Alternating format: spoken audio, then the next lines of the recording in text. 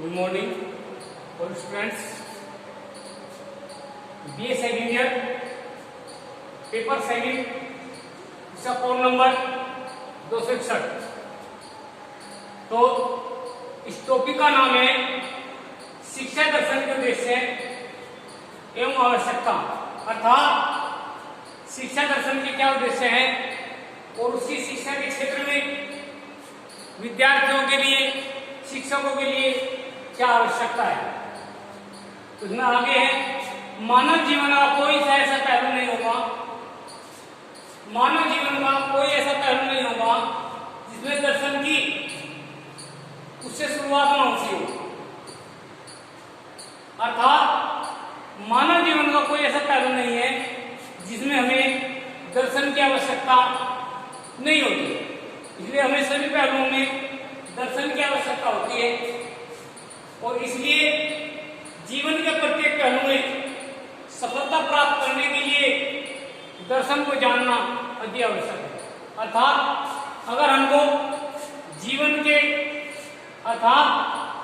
के प्रत्येक पहलू में सफलता प्राप्त करनी है, आगे बढ़ना है, तो हमें दर्शन को जानना अति आवश्यक है। क्योंकि जब तक हम दर्शन को नहीं जानेंगे तब तक हम किसी क्षेत्र में आगे नहीं बढ़ सकते। इसमें आगे जेके चेस्टर ने लिखा है और अपनी प्रसिद्ध पुस्तक में लिखा है, उनका मानना है कि जीवन दर्शन को इतना ही अधिक जानना है जिस प्रकार यदि आपके पास कोई किराएदार आता है, यदि आपके पास कोई किराएदार आता है तो आपके लिए किराया बताना, उसके बारे में पूछना, किराया बताने से ज्यादा उसके बारे में जानकारी करना है, पूछना है कहाँ से आया, इसका चरित्र कैसा, इसकी नैतिकता कैसे, इसका स्वभाव कैसा है। अर्थात किराएदार के किराए से पहले उसके बारे में जानना अति आवश्यक है। फॉर एग्जाम्पल दूसरा है, इस प्रकार से कोई सैनिक या कोई राजा अपने दुश्मन के बारे में दार्शनिकता का पता लगाए, न कि ये पता लगाए कि उसके दुश्मन सैनिक कितने हैं, ये भी पता लगाए कि उसकी रणनीति क्या है, अर्थात उसके या उसकी सेना में जितने सैनिक हैं उनको कैसा प्रशिक्षण दिया गया है, किस प्रकार से पारंगत है और वे हमारी सेना को या हमें कितनी हानि पहुंचा सकते हैं। इसलिए कहा गया है कि व्यक्ति के स्वभाव को जानना, व्यक्ति के नेचर को जानना, प्रकृति को जानना अति आवश्यक है। और इस जानने के लिए, इसे को जानने के लिए, इसको देखने के लिए, पूरा करने के लिए शिक्षा दर्शन की अति आवश्यकता है। इसीलिए शिक्षा दर्शन की अति आवश्यकता है। इसमें आगे लिखा है, प्रचलन महोदय ने लिखा है, दर्शन या शिक्षा दर्शन के लिए पथपर पुस्तक है। अर्थात दर्शन और शिक्षा दोनों शिक्षा दर्शन के लिए पथपर पुस्तक है, अर्थात रास्ता दिखाने वाली है। जब तक दर्शन और शिक्षा मिलकर शिक्षा दर्शन को रास्ता नहीं दिखाएंगे तब तक कोई भी शिक्षार्थी या शिक्षा प्रक्रम को, शिक्षा को आगे नहीं बढ़ा सकता। नेक्स्ट, शिक्षा दर्शन के उद्देश्य एवं कार्य। शिक्षा दर्शन के उद्देश्य एवं कार्य, पहला कार्य है शिक्षा के विभिन्न पहलुओं, समस्याओं एवं तथ्यों का दार्शनिक दृष्टिकोण से अवगत कराना। शिक्षा के विभिन्न पहलू जितने हैं, यानी कि दर्शन का कार्य शिक्षा के विभिन्न पहलुओं को, उनकी समस्याओं को, उनके तथ्यों को दार्शनिक दृष्टिकोण से अवगत कराना है। अर्थात शिक्षा किस प्रकार दी जानी चाहिए, कैसे दी जानी चाहिए, कितनी या किस पाठ्यक्रम को, किस कक्षा के लिए या किस विद्यार्थी के लिए कैसा पाठ्यक्रम होना चाहिए, शिक्षा में कितना पाठ्यक्रम होना चाहिए या उस कक्षा के लिए कितना पाठ्यक्रम हो और उसके नेक्स्ट ईयर के लिए कितना पाठ्यक्रम। फॉर एग्जाम्पल, और उसमें पाठ्यक्रम में या टॉपिक में कितने तथ्यों को जोड़ा जाए, उससे समस्याओं को जोड़ा जाए और उन समस्याओं का जो हल है कारण ही होता है। नेक्स्ट है शिक्षा के आधारभूत सिद्धांतों एवं आवश्यक तत्वों का प्रतिपादन करना। शिक्षा के कुछ आधारभूत सिद्धांत हैं जिनका हमको प्रतिपादन करना पड़ता है, अर्थात शिक्षा के लिए कुछ आधारभूत सिद्धांत भी हैं। जैसे शिक्षा का कार्य व्यक्ति को या व्यक्ति का सर्वांगीण विकास करना है और शिक्षा का सर्वांगीण विकास करने के लिए जो सहयोग देती है उसी का नाम दर्शन है। अर्थात जब हम किसी व्यक्ति का, बालक का, शिक्षक का सर्वांगीण विकास करते हैं, अर्थात अगर आज नैतिक, सामाजिक, आध्यात्मिक, संवेदनात्मक हर प्रकार का जब विकास करते हैं या हर प्रकार की इसकी समस्याओं का समाधान करते हैं या कोई भी कार्य उसके लिए हम लाभकारी करते हैं, तो उस कार्य को करने के लिए, उसकी समस्याओं का समाधान करने के लिए, उसकी आवश्यकताओं की पूर्ति करने के लिए हमें शिक्षा दर्शन की आवश्यकता होती है। नेक्स्ट है शिक्षा के उद्देश्यों का निर्धारण। शिक्षा के जो उद्देश्य होते हैं, क्योंकि शिक्षा का कोई ना कोई आवश्यक उद्देश्य होता है। फॉर एग्जाम्पल, कुछ लोग शिक्षा को जीविकोपार्जन का एक तरीका मानते हैं, साधन मानते हैं, अर्थात पढ़ लिख लिए और हमको रोजगार मिल गया, बस यही तक सीमित है। शिक्षा के उद्देश्य ये नहीं है। शिक्षा का उद्देश्य है, शिक्षा का जो प्रथम और आखिरी उद्देश्य है वो है किसी भी व्यक्ति का, बालक का, शिक्षक का मानसिक विकास करना। अर्थात शिक्षा के अंतर्गत हम बालकों का मानसिक विकास करते हैं और जिस व्यक्ति का या जिस बालक का मानसिक विकास होगा उसके लिए सभी विकास आसान है, क्योंकि मानसिक विकास होने से उसका शारीरिक विकास होगा, आर्थिक विकास होगा, सामाजिक विकास होगा, संवेदनात्मक, नैतिक सभी प्रकार के विकास होंगे। इसलिए शिक्षा का जो कार्य है वो मानसिक विकास करना है और यही शिक्षा के उद्देश्यों का निर्धारण है। अर्थात शिक्षा का उद्देश्य बालक का मानसिक विकास करना है और इस विकास को करने के लिए शिक्षा दर्शन ही हमारा सहयोग करता है। नेक्स्ट है देश की संस्कृति एवं सभ्यता की रक्षा एवं वृद्धि करना। देश की संस्कृति एवं सभ्यता की रक्षा एवं अभिवृद्धि करना। देश की जो संस्कृति है, क्योंकि प्राचीन काल से हमारे देश की संस्कृति उत्तम, अति उत्तम रही है, क्योंकि यहाँ पर अनेक विदेशी ताकतें आए, फ्रेंच आए, फ्रांसिस आए, अंग्रेज आए, अनेक प्रकार के मुगल आए, अनेक लोग यहाँ पर आए, आक्रमण किया, यहाँ ने इस देश को लूटा, परंतु हमारी संस्कृति को उन्होंने नष्ट किया। इसके बाद भी हमने अपनी संस्कृति को बचाए रखा, क्योंकि ब्रिटिशों ने अपना यहाँ पाश्चात्य संस्कृति को दिखा, मुगलों ने यहाँ पर अपनी इस्लाम संस्कृति को दिखा, लेकिन हम आज भी अपनी संस्कृति को बनाए रखने में सक्षम हैं। और यह भी देख रहे होंगे आज भी हमारी संस्कृति, सभ्यता की वृद्धि हो रही है। तो हमारी संस्कृति, सभ्यता की वृद्धि और रक्षा शिक्षा मनोविज्ञान के अंतर्गत है। अर्थात अगर हम अपनी संस्कृति की, सभ्यता की और रक्षा करना चाहते हैं, वृद्धि करना चाहते हैं, तो हमको शिक्षा दर्शन को जानना अति आवश्यक है, क्योंकि जब तो हम शिक्षा दर्शन को नहीं जानेंगे तब तक हम इनकी जो है अभिवृद्धि और ना ही रक्षा कर सकते हैं। नेक्स्ट पॉइंट है जीवन के शाश्वत मूल्यों की व्याख्या को साक्षात्कार होना।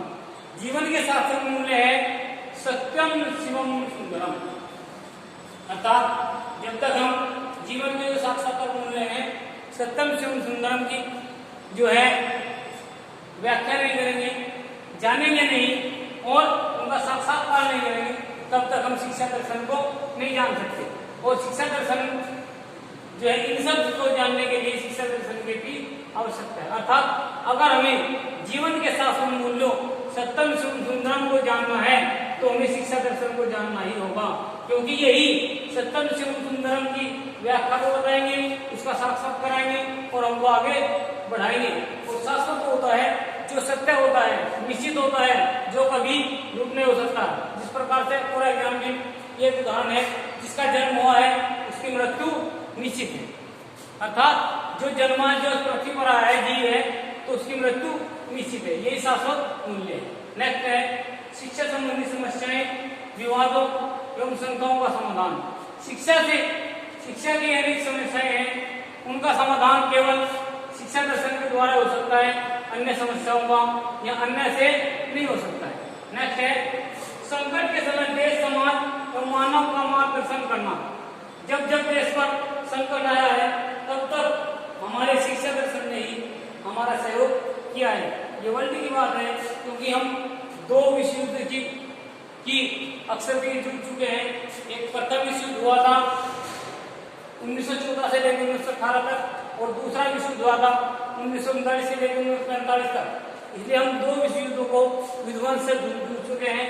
इसलिए अगर हमें इस संकट के समय अपने देश की, समाज और मानव की रक्षा करनी है तो हम लोगों को शिक्षा मनोविज्ञान को जानना अति आवश्यक है, क्योंकि यही जो है हमारे इन सब समस्याओं से छुटकारा दिला सकता है। तो शिक्षा दर्शन का जो उद्देश्य है, शिक्षा दर्शन का जो उद्देश्य है देश के संकट और समाज मानव का पथ प्रदर्शन भी करना है, उनकी रक्षा भी करना है। नेक्स्ट है और लास्ट है बालक के व्यक्तित्व का सर्वांगीण विकास करना। शिक्षा दर्शन का महत्वपूर्ण उद्देश्य या अंतिम उद्देश्य है बालक के व्यक्तित्व का सर्वांगीण विकास करना। सर्वांगीण का मतलब होता है सब विकास करना।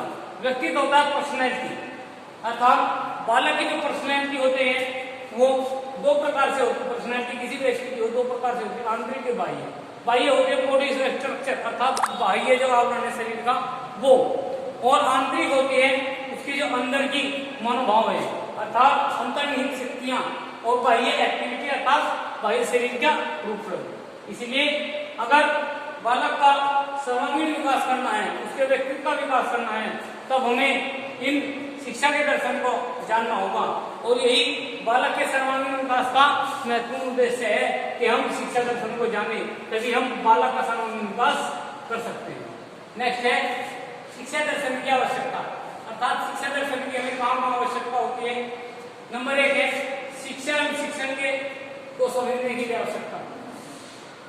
अगर हम लोगों को उचित प्रकार से शिक्षण देना है, बालकों को आगे बढ़ाना है और हमें शिक्षा पद्धति को जानना है, तो हमें शिक्षा दर्शन को भी जानना अति आवश्यकता है।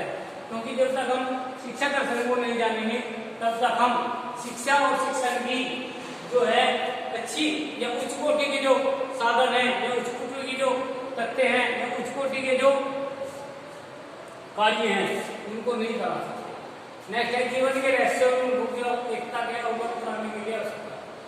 जीवन के रहस्यों एवं अनुभव की एकता से अवगत कराने के लिए आवश्यकता। हमें जीवन में अनेक प्रकार के अनुभव होते हैं, अनेक प्रकार के रहस्य होते हैं, तो हमें अगर इन सबको जानना है, इन सबको देखना है, तो हमें शिक्षा दर्शन को जानना अति आवश्यक है। क्योंकि जब तक हम शिक्षा दर्शन को नहीं जानेंगे तब तक हम शिक्षा दर्शन को नहीं जानेंगे तब तक हम जीवन के रहस्यों और अनुभव की एकता को अवगत नहीं करा सकते, नहीं कर सकते हैं।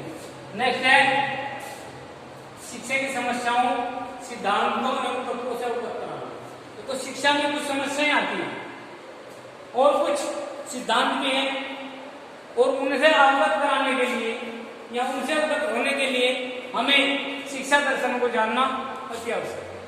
शिक्षा की समस्याएं होती हैं इस प्रकार से। प्राचीन समय में या पहले समय में जो शिक्षा को आदान प्रदान था वो मौखिक रूप से था, अर्थात शिक्षा का सभी कार्य मौखिक रूप से होता था, परंतु आज के समय में सब कार्य लिखित रूप से होता है और लिखित रूप में ही बालक को उसके जो कार्य है उसका प्रमाण पत्र मिलता है। इसलिए जितने भी रहस्य हैं उनकी अनुभव की एकता को या अनुभव से एकता कराने के लिए आवश्यकता है। अर्थात जीवन के सभी रहस्यों से अगर हमको अवगत होना है, जानना है, तो हमें शिक्षा दर्शन को जानना होगा। और शिक्षा दर्शन से जानने के बाद आप लोग अपने जीवन के रहस्यों अनुभव की एकता से अवगत हो सकते हैं। नेक्स्ट है शिक्षण विधियों में परिवर्तन के लिए आवश्यकता। शिक्षण की जो विधियां हैं प्राचीन समय में शिक्षा की जो पद्धति मैं अभी बता रहा था कि जो उस टाइम पर मौखिक परीक्षाएं होती थी, मौखिक रूप से पढ़ाया जाता, मौखिक रूप से सब कुछ होता था, लेकिन आज सब लिखित रूप में है। सब हम लिखित रूप में तर्क वितर्क और हमको एक सब कुछ मिलता है, अर्थात जब हम किसी परीक्षा को देते हैं तो उसका हमको प्रमाण पत्र मिलता है, वही हमारा मूल्यांकन करता है और वही हमारा सब कुछ है। क्योंकि हमारे पास एक तरह से जो सर्टिफिकेट है वही हमारी योग्यता का प्रमाण है, अगर वो नहीं है तो हमारी कोई योग्यता का प्रमाण नहीं है। इसलिए शिक्षण विधियों में परिवर्तन हो रहा है, क्योंकि धीरे धीरे आज और प्राचीन समय में, क्योंकि आज के युग में या आज के समय में कंप्यूटर का युग है, कंप्यूटर की शिक्षा दी जा रही है। कंप्यूटर के माध्यम से आप देश विदेश में कहीं भी बैठे हों शिक्षा ग्रहण कर सकते हैं और अपना अध्ययन कर सकते हैं। और वर्तमान में जैसे कोरोना महामारी चल रही है, कोरोना महामारी के कारण आज सभी विद्यार्थी वे अपने घर पर हैं, सुरक्षित हैं, इसलिए जब उनको आवश्यकता होती है तब तक उनको ऑनलाइन कक्षा के अंतर्गत जो है पढ़ाया जा रहा है, देख लो।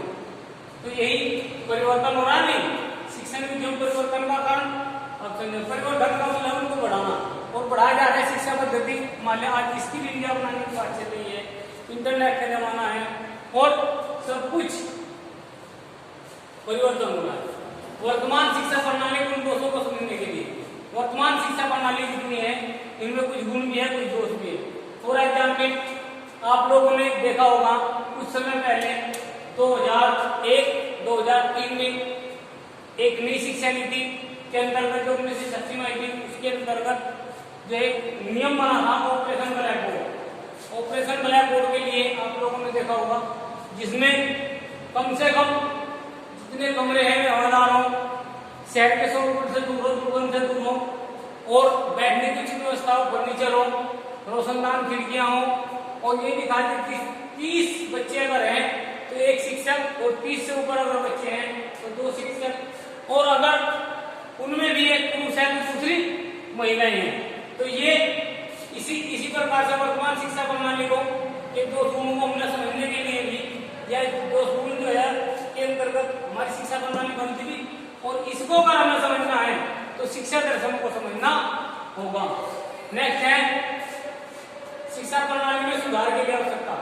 शिक्षा प्रणाली वर्तमान प्रणाली दूषित प्रणाली हो गई थी। अब आप लोग देख रहे होंगे कि हर वर्ष जो है धीरे धीरे कोर्सों में पाठ्यक्रमों में परिवर्तन हो रहा है, क्योंकि कुछ समय पहले 9th और 10th का एक कोर्स था और वर्तमान में 9th और 10th अलग अलग हो गई है। इसी प्रकार से 11th और 12th भी एक जगह थी और उसके बाद आज अलग अलग हो गई। तो शिक्षा प्रणाली में सुधार की आवश्यकता है, किस कारण हुई या किस लिए हुआ? ये शिक्षा दर्शन के कारण नहीं हुआ, क्योंकि जब तक कोई भी अध्यापक शिक्षा दर्शन को नहीं जानेगा तब तक वो अपने शिक्षण में अपने कार्य में सुधार नहीं कर सकता। नेक्स्ट है छात्रों में श्रम के प्रति प्रेम उत्पन्न करने की आवश्यकता। श्रम कहते हैं मेहनत, वो श्रम नहीं, श्रम होती है मेहनत अर्थात हार्ड वर्क, कठिन परिश्रम।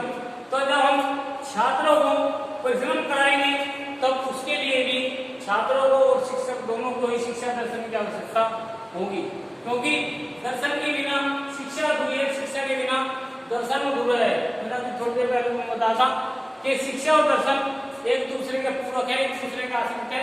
जिस प्रकार से शिक्षा और दर्शन उसी प्रकार से जिस प्रकार से एक ही सिक्के के 2 पहलू होते हैं, अर्थात एक के बिना दूसरे का कोई अस्तित्व नहीं होता। नेक्स्ट है शिक्षक के व्यक्तित्व को प्रभावशाली बनाने की आवश्यकता। अगर शिक्षक के व्यक्तित्व पर्सनैलिटी, और मैंने भी बताया था पर्सनैलिटी अगर हमको बनानी है या उसके व्यक्तित्व को प्रभावशाली बनाना है तो शिक्षक को शिक्षा दर्शन को जानना की आवश्यक है, क्योंकि जब तक कोई भी शिक्षक जो है शिक्षा दर्शन को नहीं जानेगा तब तक वह अपने व्यक्तित्व को या अपने शिक्षक को प्रभावशाली नहीं बना सकता। नेक्स्ट है राष्ट्रीय एकता और इसी के साथ में अंतर्राष्ट्रीय सद्भावना। राष्ट्रीय एकता का मतलब है हमारे देश की एकता। अगर हमें जाति भेदभाव, रंग भेद या ऊंच नीच, धर्म इन सब को मिटाना सब में एकता के सूत्र को देखना है तो हमको शिक्षा दर्शन को जानना अति आवश्यक है, क्योंकि अगर हम एकता चाहते हैं तो शिक्षा दर्शन को जानना आवश्यक है, क्योंकि जब तक हम शिक्षा दर्शन को नहीं जानेंगे तब तक हम राष्ट्र की एकता पैदा नहीं कर सकते। नेक्स्ट है अंतरराष्ट्रीय सद्भावना का विकास करने के लिए आवश्यकता। अंतरराष्ट्रीय का मतलब होगा, आपको देखा होगा मैं शायद बच्चे में कई बार बता था, वासुदेव कुटुंबकम। वासुदेव कुटुंबकम, कुछ लोग अपने परिवार को अपना परिवार मानते हैं, कुछ अपने जिलों को अपना जिला मानते हैं, कुछ गांव को गांव मानते हैं, प्रदेश को प्रदेश मानते हैं, कुछ अपने देश को अपना देश मानते हैं। लेकिन वासुदेव कुटुंबकम का मतलब होता है कि ये मेरा देश या मेरा गांव या मेरा प्रदेश मेरा ही नहीं, मेरा तो मेरा परिवार पूरा विश्व है। अर्थात अगर पूरा विश्व ही मेरा परिवार है तो क्या देश में जितने क्राइम हो रहे हैं, जितने आतंकवाद हो रहे हैं, हो जाएंगे? नहीं होंगे, क्योंकि जब हम ये मान लेंगे कि पूरा विश्व मेरा परिवार है, मेरा कुटुंब है, ठीक है, तो हम अपने आप को अच्छा साबित कर पाएंगे। और अंतरराष्ट्रीय भावना को अगर हमें जानना है, ऐसी भावना को हमें जानना है कि पूरा विश्व मेरा परिवार है, तो हमें शिक्षा दर्शन को सीखना अति आवश्यकता है।